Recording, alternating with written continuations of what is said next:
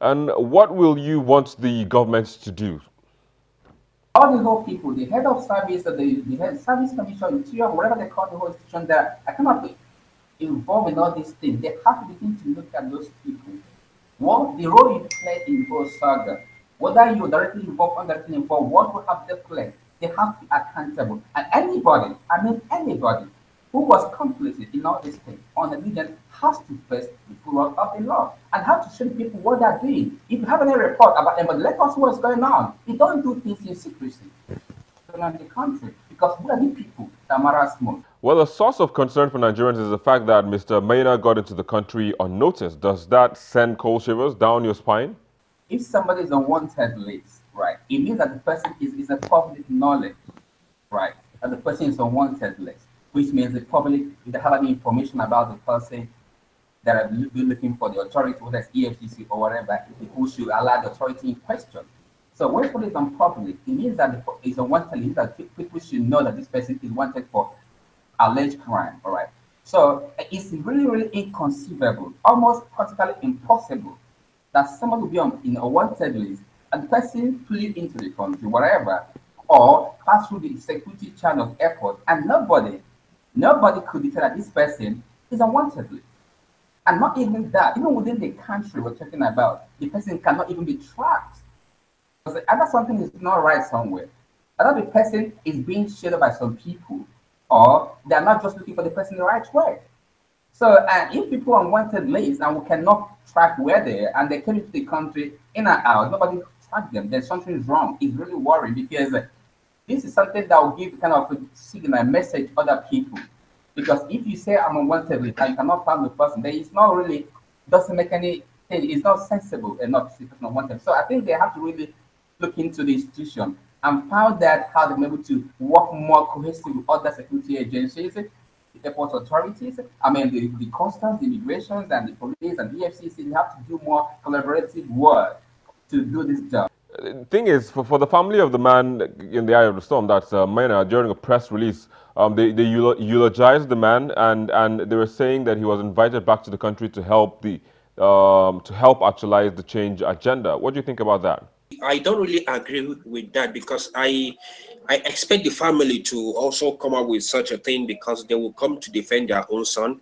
And you don't expect them to fold their hands because these are the families are also the beneficiaries of whatever proceed Mena is bringing out from. Okay, the families they are enjoying they are also enjoying from Mena. Whatever that comes out from Mena pocket also goes down to the family to acquire properties, buy lands, and also help one or two relatives to get employment in government. And we know how these things work over there in Nigeria. But my only issue is this: we have our institutions have failed. Sometimes we begin to wonder. We have a Ministry of Interior, but you don't know what the Ministry of Interior is doing concerning the internal security of Nigeria, concerning the internal security of individuals. How do you identify individuals when they commit a crime? When an individual is on the wanted list, how do you track that individual at the point of entry at the airport? Whether you're using the airport or the land borders. I mean, we don't have such facilities in place. We just have a Ministry of Interior just in name. But in terms of what they are doing, honestly, I don't know. Well, the security agencies have also had their fair share of bashing and criticism. Do you think it is justifiable? I think the security agencies have to be blamed for this because when a man is on wanted list, I think it should be circulated across board. Police, the DSS, the immigration services, all of them should be aware of this, that this man is on wanted list. But I don't know how you put a man on wanted list and he still come into the country without no checking and they can't find him. So it's really baffled me how he was able to make it to the country in the first place when he was on wanted list. I think the security agencies have some questions to answer about this. When did he come into the country without them knowing? Because he passed through the airport. So from the airport, there must be some people that check in people, the name on his passport. They should have known that this man, the EFCC agency put on wanted list. So why would they tell us that a man is on wanted list? He came into the country and nobody knows when he came in, nobody arrested him, nobody checked him. Well, for some, they have alleged that he has the backing of some power brokers in the country. Do you agree? I don't think it can just be doing that if somebody is not backing it up. So there must be some questioning about the security officer. AFCC is trying to clear themselves, other security agencies is trying to clear themselves. But these people have to come out and tell the masses that what really happened, what really transpired, how this man come to the country in the first place. Where did he come in through? Is it the Abuja airport, the Lagos airport? So this is why the Boko Haram keeps striking in Nigeria, because our immigration services,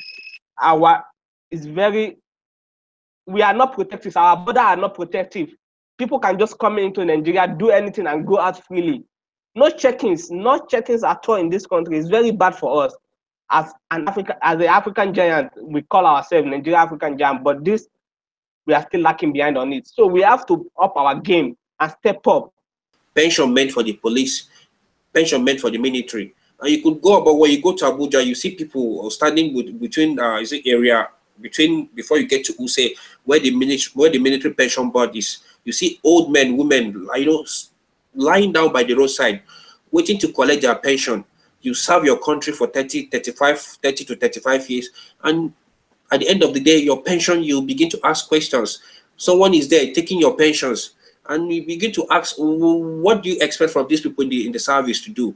This is another way you open corruption. You open people. Encourage people to indulge themselves into some corrupt practices, because they know at the end of the day they have nothing to hold on to. So the only opportunity they have is to sit back and do anything possible to acquire wealth, make wealth for themselves, because they know that at the end of the day the government is not going to take care of them.